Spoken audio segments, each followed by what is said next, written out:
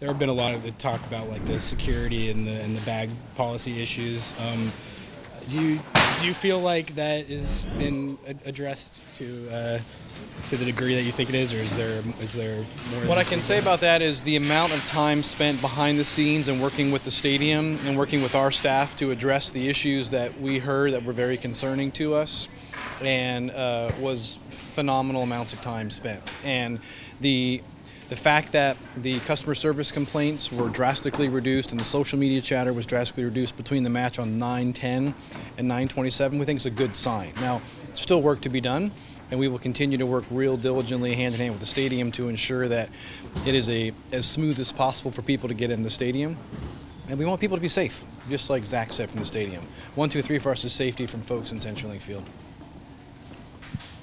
Speaking on that same issue, were you guys taking, I mean, I don't know what it was about the 9-10 game, but it did seem like that day it flared up a ton. Was there something that changed that day, or were you guys aware of anything? Like, did that come out of nowhere, or was that there was nothing that we were aware of that made that day unique to the number of complaints we heard. It happened.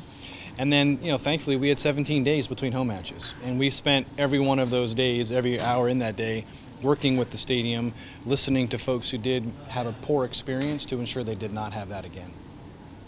So, how can you describe the success of Seattle Sounders from when you guys were playing at the USL at Starfire to where you are now?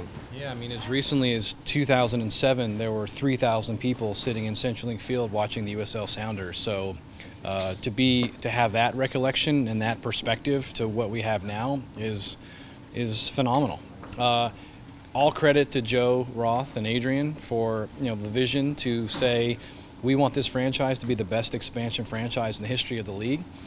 We partnered with the Seattle Seahawks, who really helped get us off the ground, despite the Todd Lewicki Dove experiment.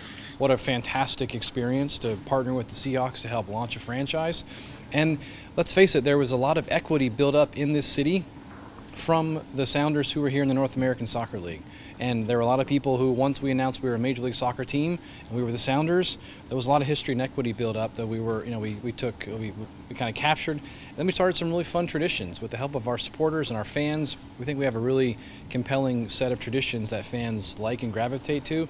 And I think we were all surprised by what happened in the stadium from an atmosphere perspective. Like, what an amazing group of supporters to continually make what happens in the stadium unique and European and specific to Seattle all at the same time.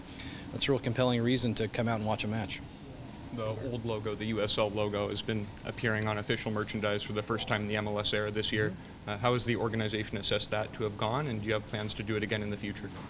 We'll kind of gather all the numbers at the end of the year as far as what units were sold with those logos on them, but we did, with what was a heritage kit this year, with a white kit with the collar, and we thought it'd be a fun nod to put the old school USL logo on the back of the neck tape, just in an ode to our history. We love history, we love tradition, and we want to make sure we capture that.